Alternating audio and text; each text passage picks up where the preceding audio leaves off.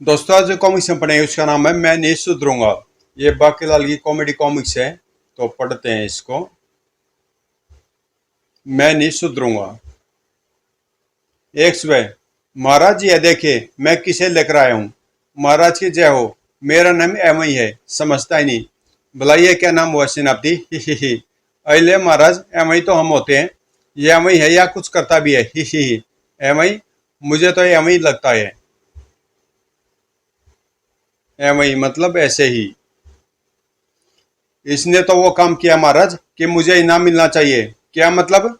मेरा मतलब है महाराज कि मुझे इसे आप तक पहुंचाने का पुरस्कार मिलना चाहिए, क्योंकि इसने एक क्रांतिकारी चीज का आविष्कार किया है। ही।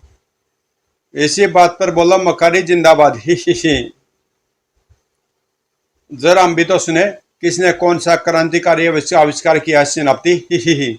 आप ही करना बंद करे तो मैं कुछ अर्ज करूं। हाँ तो महाराज, मुझे अपने आविष्कार के प्रदर्शन के लिए दो व्यक्तियों की जरूरत है। समझता ही नहीं। दो व्यक्ति? ओह, दो व्यक्तियों के रूप में सेनापति ने सुझाया विक्रम सिंह और स्वर्णलता का नाम, मगर मेरे स्थान पर बाकीलाल ठीक रहेगा। जी हाँ महाराज, मैं भी तो बरसों से यही कह रहा हूँ। चलिए उतरिए सिंहासन से नीचे। ही। किंतु महाराज, बिना ये जाने कि हमें किस वस्तु का प्रदर्शन करने वाला है, हमारा उसके काम के लिए तैयार होना उचित नहीं होगा। ठीक है, पहले मैं उस आविष्कार के विषय में ही बताता हूँ। समझता भी ही नहीं। महाराज, यह है दूर सर्वे यंत्र, यानी तेरिफू। ओह तेरिफू, मगर ये दूर से क्या सुनता है? वही बताने के लिए तो मुझे दो व्यक्तियों की जरूरत है महाराज। समझता ही नहीं। बकलाल, ये लो तेरिफू का एक सिरा और किसी दूसरे कक्ष में चले जाओ। तब स्वर्णलता, मेरा मतलब महारानी जी, तेरिफू के दूसरे सिरे से आपसे बातें करेंगी। मगर ध्यान रहे बाकीलाल, तुम्हें जब महारानी जी की बात सुननी हो तो इसके सिरे को, जिसे टोपा कहते हैं, अपने कान पर लगा लेना, और जब अपनी बात कहनी हो तो इसे मुंह से लगा लेना। महारानी जी, आपको भी ऐसा ही करना है। समझता ही नहीं। मैं दूसरे कक्ष में जाता हूँ। क्या सचमुच इसमें से मुझे बाकीलाल की आवाज सुनाई देगी?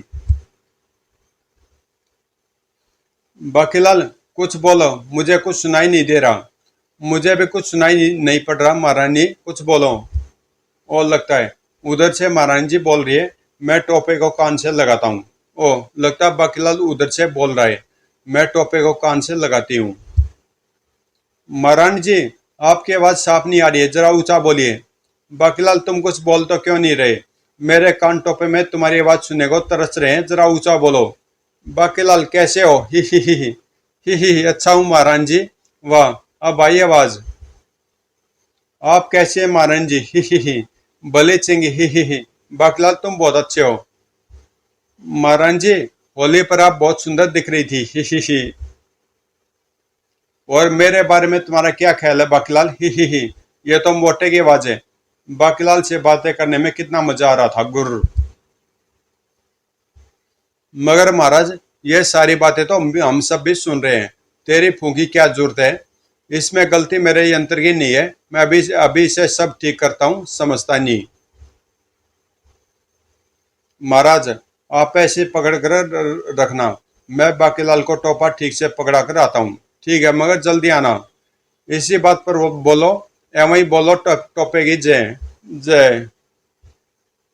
और तब वापस लौटा है वही। महाराज, अब आप सबसे पहले तेरी फूंकी फूं बोलिए, तब उधर उधर से बाकीलाल मेरी फूंकी फूं बोलेगा, तब आपकी बात सुनेगा, फिर आपकी बात का जवाब देगा। बाकीलाल, तेरी फूंकी फूं, क्या तुम मेरी आवाज सुन पा रहे हो? मुच्छड़, तेरी आवाज सुनते सुनते तो मेरे कान पक गए। मुझे डर है कहीं मवाद भी न बहने लगे। बूहू। जी हाँ महाराज, मेरी फूंकी फूं, ऐसा लग रहा है जैसे जैसे कोई भैंसा डकार रहा है। ही। तेरी फूं पर आपकी आवाज कितनी मधुर सुनाई पड़ती है। ही। पिताश्री, पिताश्री, मुझे भी तेरी फूं चाहिए। मैं भी बाकीलाल चाचा से बात करूंगा। अच्छा, तो फिर लो अपने भतीजे से बात करो। और बाकीलाल चाचा, मेरी माता श्री की तारीफ करने के बहाने उन पर डोरे डालने की कोशिश की तो चोटी काटकर फेंक दूंगा, गुर्र। इसी आए। इस प्रकार प्रदर्शन समाप्त हुआ। कहिए महाराज, कैसा लगा मेरा आविष्कार? समझता ही नहीं। वाह, यह तो कमाल का यंत्र है। जी हाँ महाराज, हम अपने कक्ष में बैठे बिठाए बाकीलाल से बातें कर सकते हैं। क्यों बाकीलाल? जी हाँ महारानी जी। यही नहीं महाराज, आप चाहे तो अपने कक्ष से महल के मुख्य प्रवेश द्वार के द्वारपाल तक से बातें कर सकते हैं, मगर उसके लिए पहले मुझे तेरी फूका जाल महल में फैलाना होगा, और मैं गुप्त टोपे जोड़कर बीच बीच में मुटल्ले को गोलियां भी बक सकता हूँ। ही ही। तब फिर देर कैसी, जल्दी से जाल फैला दो बाकीलाल। यह काम तुम अपनी देख रेख में करवाओ, जैसा आप उचित समझे महारानी जी। लेकिन इसमें एक समस्या है, हमें कैसे पता चल लगेगा कि कोई हमसे या हम किसी से बात करना चाहते हैं? इसी बात पर मर्जी हो तो बोलो, एवं जिंदाबाद। उसका भी हल मैं सोच चुका महाराज। बात करने से पहले जब आप तेरी फूंगी तार को पकड़कर झटके से छोड़ेंगे तो दूसरी ओर एक टंकार की धमनी होगी, जिसका मतलब है कि कोई तेरी फूं पर बात करना चाहता है। तब प्रबंध मंत्री, एवं को जिस चीज की जरूरत हो उसका प्रबंध करना तुम्हारी जिम्मेदारी है। ठीक है महाराज, एक हाथी तो निकल ही आएगा। हाथी निकलने से तुम्हारा क्या अर्थ है प्रबंध मंत्री? ही। आप नहीं समझेंगे महाराज, अंदर की बात है। ही। बूहू। अबे ओए, सोच समझ कर बोला कर। अगर महाराज ये ताड़ जाते कि मैं प्रत्येक प्रबंध में मुद्राओं का हेर फेर करता हूँ तो लेने के देने पड़ जाते, शैतान कहीं का। पर है वही, एक यंत्र बाकीलाल के कक्ष में जरूर लगाना। अवश्य महारानी जी। आजकल महारानी जी की कृपा मुझ पर बहुत बढ़ती जा रही है, आखिर चक्कर क्या है? मगर पिताश्री, बाकीलाल चाचा के कक्ष में तेरी फूफी क्या जरूरत है? उनका महल तो दूसरी जगह पर बन रहा है। गुर्र। राजकुमार पुत्र, जब महल बन जाएगा तो हम तेरी फूफी तार को वहां तक खिंचवा देंगे। ही। हाँ पुत्र, क्योंकि तुम्हारे बाकीलाल लाल चाचा को देख मेरा मतलब सुने बिना तो मैं मेरा मतलब ये वो। ही। मैं खूब समझता हूँ तुम्हारा मतलब। बताओ माताश्री। इसी बात पर बोलो विशालगढ़ के चिड़ियाघर की जय जय। इस प्रकार महल में फैलना शुरू हो गया तेरी फूग और उसके टोपों का जाल। एवं एक टोपा इधर राहदरी में भी लगा दो, जो आदेश बाकीलाल जी। कभी कभी यहाँ से गुजरते हुए मुच्छड़ को मनुष्य या मनुष्य को मुच्छड़ कह दिया करूंगा। ही।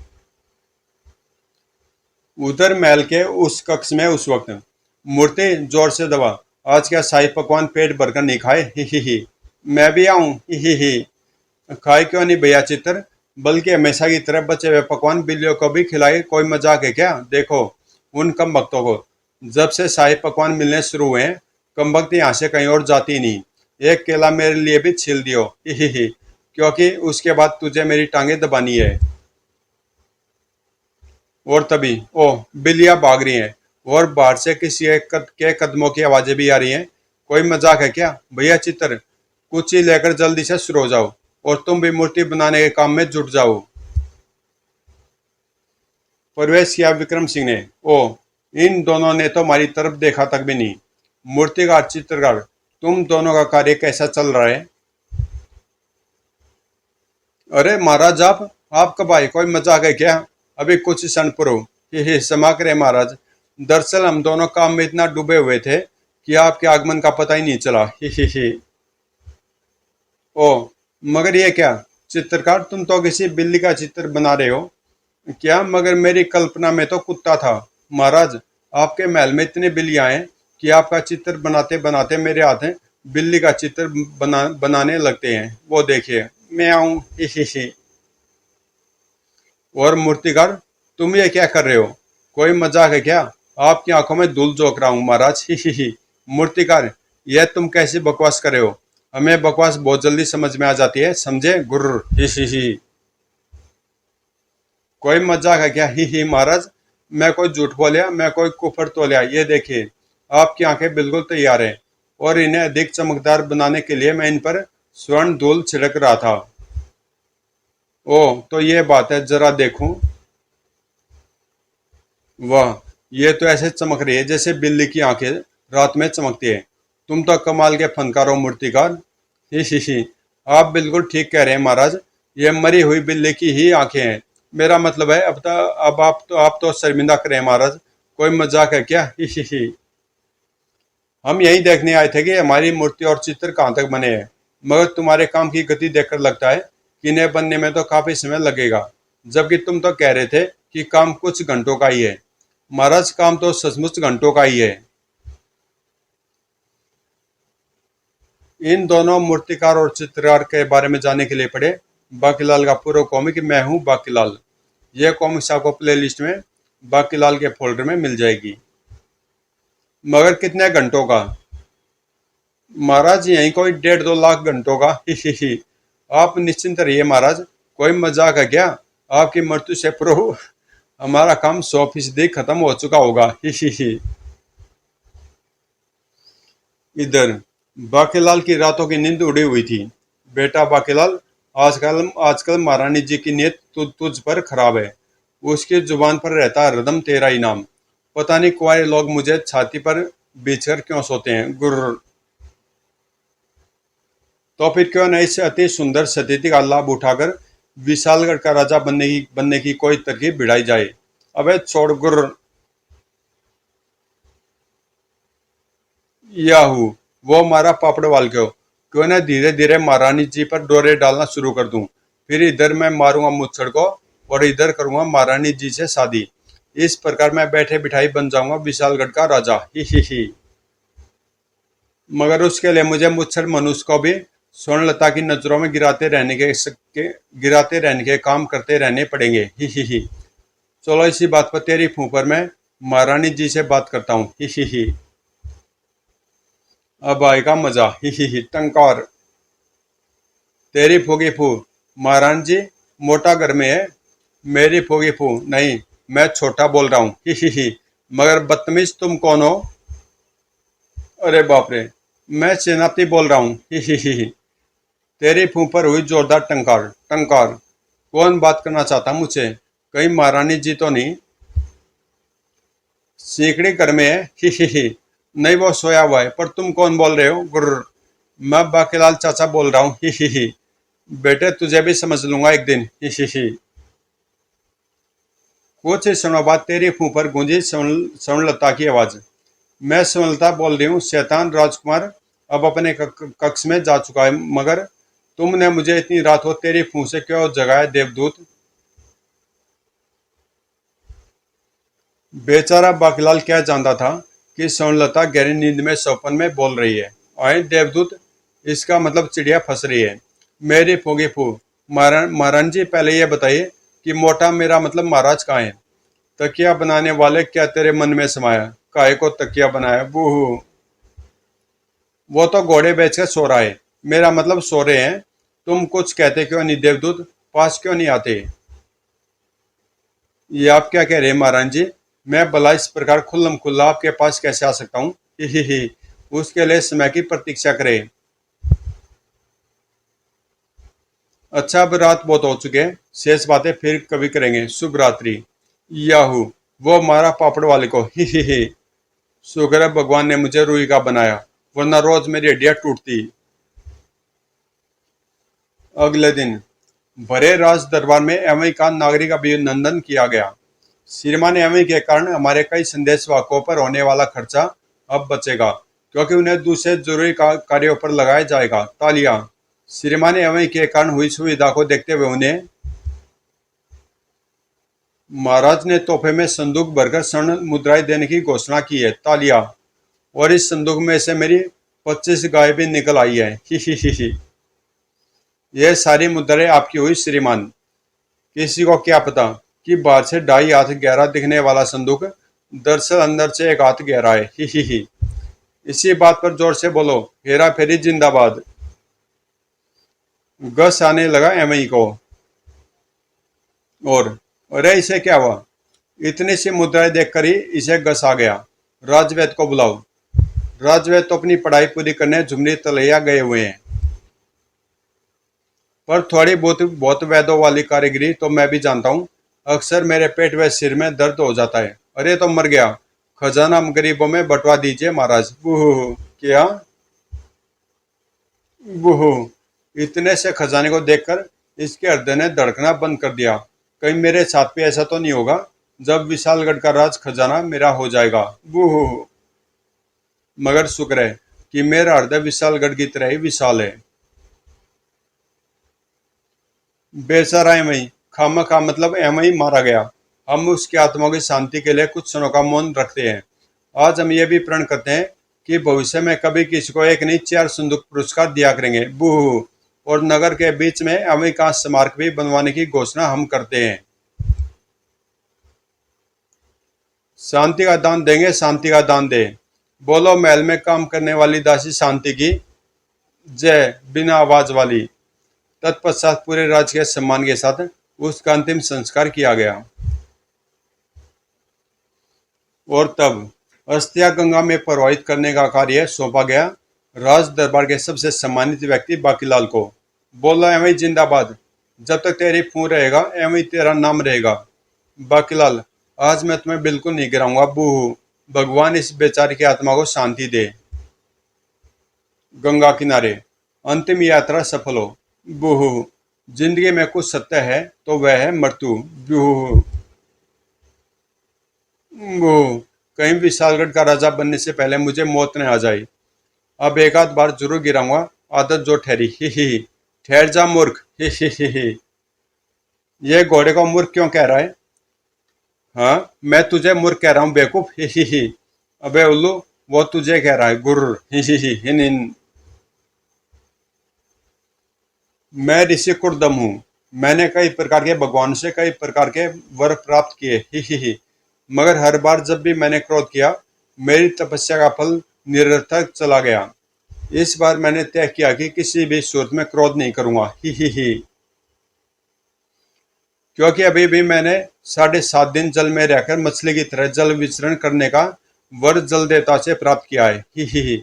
मगर यह वर तभी फल देगा जब मैं सूर्य को नमस्कार कर लूंगा।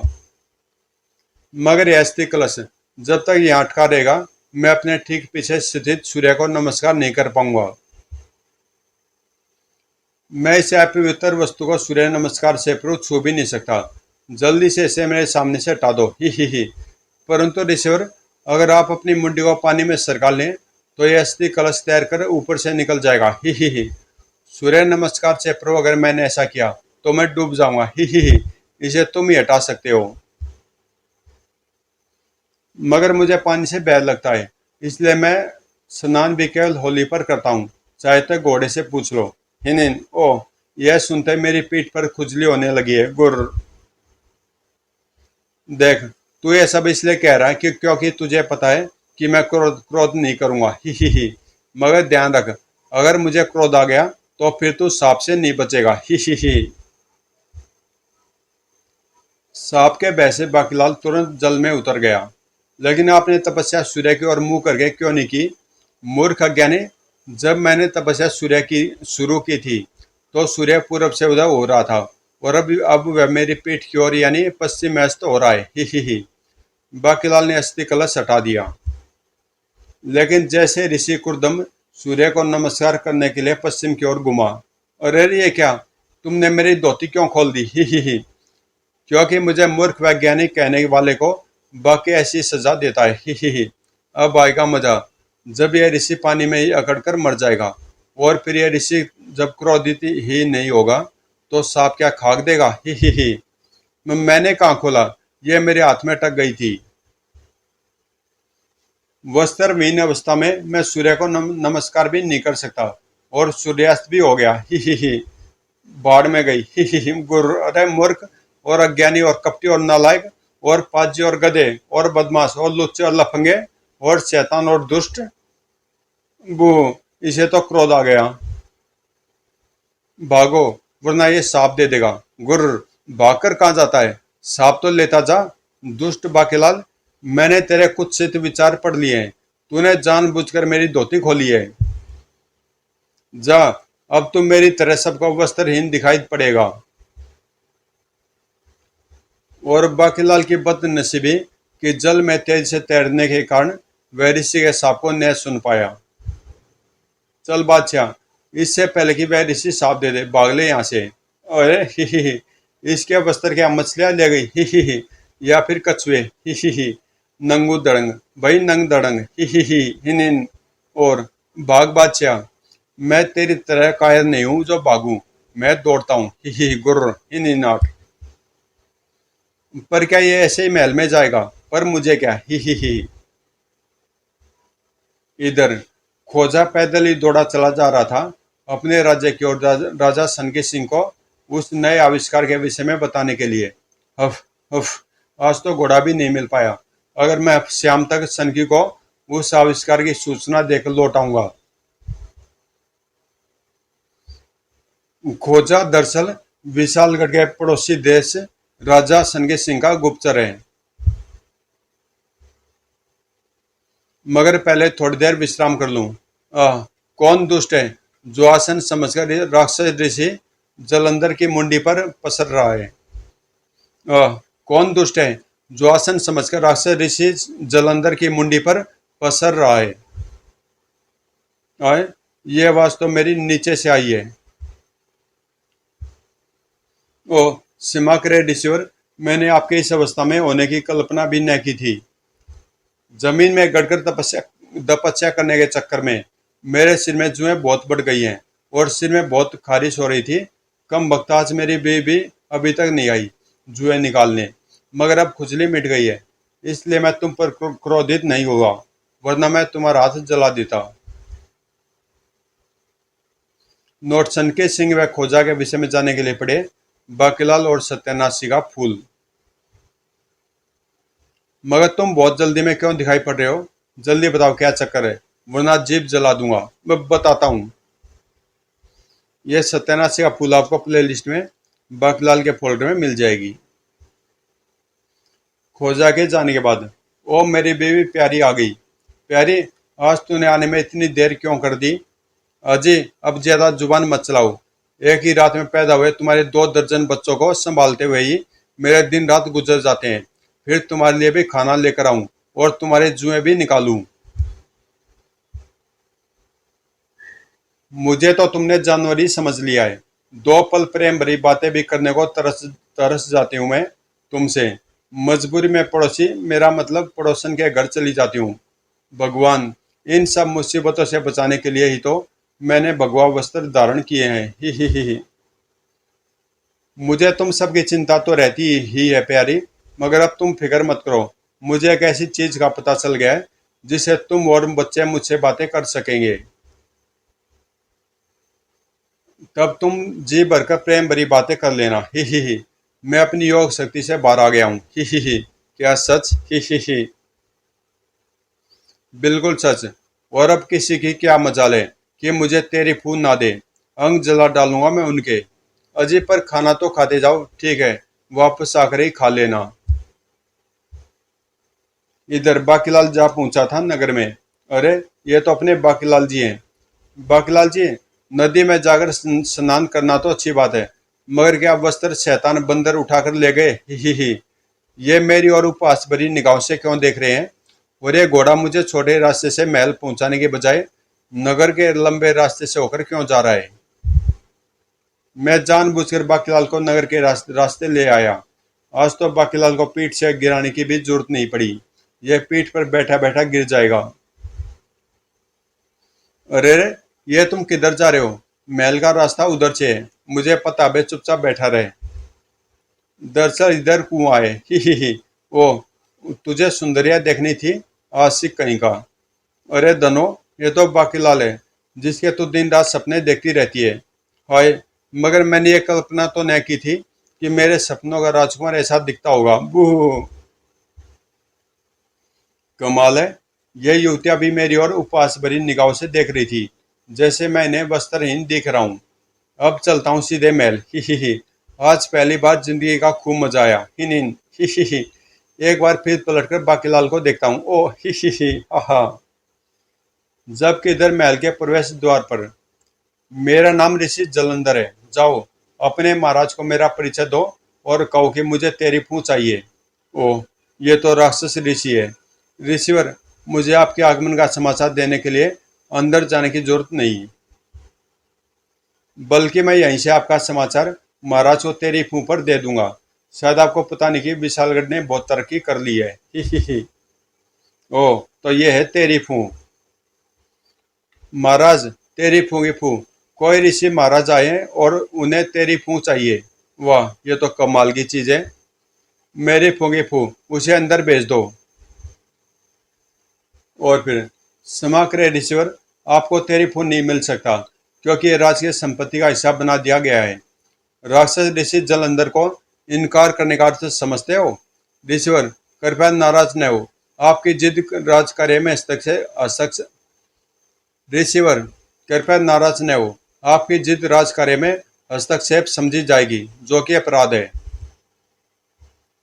महामंत्री, तुम्हारी जुबान बहुत चलने लगी है, क्यों न इसे जलाकर इस पर छाले बना दूं? गुर्र। महाराज बचाइए। महाराज, इस ऋषि को फौरन हिरासत में ले लेना चाहिए, मुझे तो ये ढोंगी व पाखंडी दिखता है। सेनापति, क्यों न मेरी ओर संकेत करता तेरे हाथ जला दूं? गुर्र। सैनिक, यह तुमने क्या किया? मेरा हाथ बचाने के लिए तुमने अपना हाथ आगे कर दिया। प्रत्येक सैनिक को तुमसे सबक लेना चाहिए। सेनापति जी, आपने खुद मेरे हाथ को अपने हाथ के आगे किया है।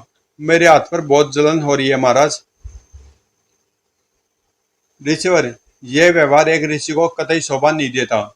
यह व्यवहार तो केवल राक्षसों को ही शोभा देता है। महाराज जी, तेरे फूले बिना मैं यहाँ से नहीं जाने वाला, और आपने मेरे लिए जो अपशब्द बोले हैं उसका दंड आपके उदर में जलन करके दूंगा। हा हा हा। महाराज, ऐसा लग रहा है जैसे उदर में अचानक अग्नि लग गई हो। अब क्रोध आ गया विक्रम सिंह को भी। राक्षस ऋषि जलंधर, अभी तक हम लिहाज कर रहे थे, मगर अब लगता है कि तुम्हें तुम्हारी करनी का दंड देना ही पड़ेगा। सैनिकों, पकड़ लो इस दुष्ट राक्षस ऋषि को। ओह, लगता है विशालगढ़ के दिन पूरे हो गए। हाय, मेरी नाक के बाल जल गए, बचाओ। हाय, मेरी कान की हड्डी जल गई, मेरी उंगली का नाखून जल गया। ओह, मर गया। हाय, मैं जल रहा हूँ। हा हा हा। तुम में से जो भी आगे बढ़ा है, उसके हाथ पैर, नाक, मुंह, बाजू, घुटने, टांगे, उधर, छाती, आंख, उंगलियां, अंगूठे या कुल्लों में से कुछ भी जल जाएगा। हा हा हा। महाराज, तेरी फूंक मैं खुद ले लूंगा, अगर किसी में हिम्मत हो तो वो आ जाए सामने। हा हा हा। मुझे माता श्री ने ऋषियों का आदर करना सिखाया है, इसलिए पत्थर सिर पर मारा है, वरना आंख फोड़ देता। टनाक। दुष्ट बालक, तेरी उंगलियां जला दूंगा। मर गया। राजकुमार, तुम्हें नीचे नहीं बैठना चाहिए था। ही। देखता हूँ ऋषिवर की आपकी शक्ति मुझे कैसे जलाती है। क्रोध में भरे राक्षस ऋषि ने पुनः उस पर किरणें फेंकी। इधर से चली मोक्षण की गुलेल भी। टनाक।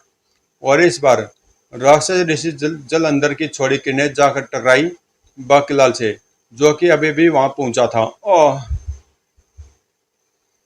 और इसी के साथ राक्षस ऋषि की आंखों में भय दिखाई पड़ने लग गया। बुरी तरह से चीख उठा वो। मेरा पूरा शरीर जलने लगा है। यह वस्त्रहीन बीच में कहां से आ गया? मेरी शक्ति वस्त्रहीन व्यक्ति से टकराने पर मुझ पर ही वार करने लगती है। बचाओ। मगर मैं वस्त्रहीन कहाँ हूँ? यह क्या चक्कर है बेटा बाके? ये तो कमाल हो गया। बाकीलाल के कारण हम सब संकट में फंसने से बच गए। अब मुझे इस शक्ति को पुनः प्राप्त करने के लिए फिर से तप करना होगा।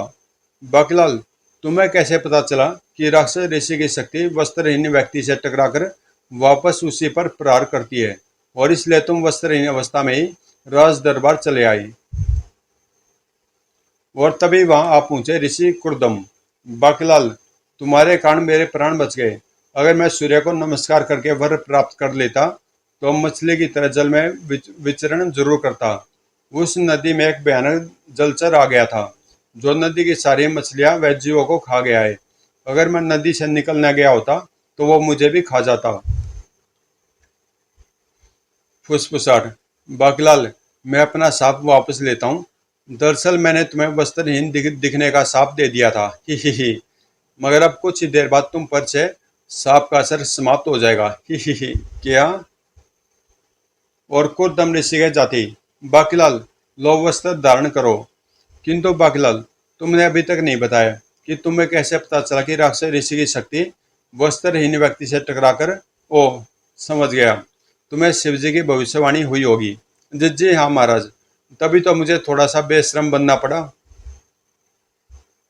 अरे मेरी फूटी किस्मत, अगर मुझे पता होता अपने वस्त्रहीन होने का और राक्षस ऋषि की शक्ति का, तो मैं ऐसे में यहाँ आता ही क्यों?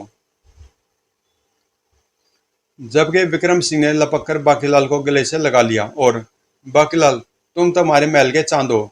हाँ बाकीलाल, तुम तो मेरे माथे की बिंदिया हो। बूहू, मोटे तू चांद पर ग्रैंड बनकर क्यों चमक रहा है बूहू। खैर कोई बात नहीं।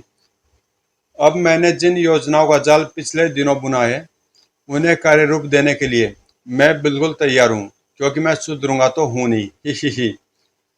बाकीलाल के मस्ती में उभर रही थी अब और शैतानियां, जिनके लिए प्रतीक्षा कीजिए अगले अंकों की। समाप्त। साफ से खत्म। तो दोस्तों ये कॉमिक्स यहीं पे समाप्त होती है। और ठीक ठाक कॉमेडी थी, अच्छी कॉमिक्स थी। और मिलते हैं किसी अगली कॉमिक्स में।